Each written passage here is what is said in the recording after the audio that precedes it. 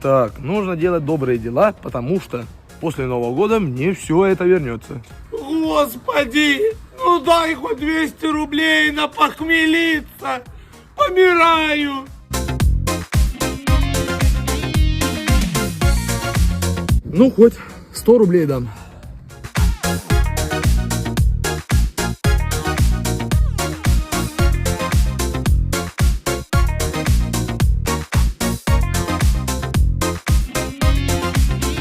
Ну, хоть бы спасибо сказал. Господи, спасибо тебе. Только через участкового больше не передавай. Потому что гандон половину прикарманил. Ты взъерошишь руку.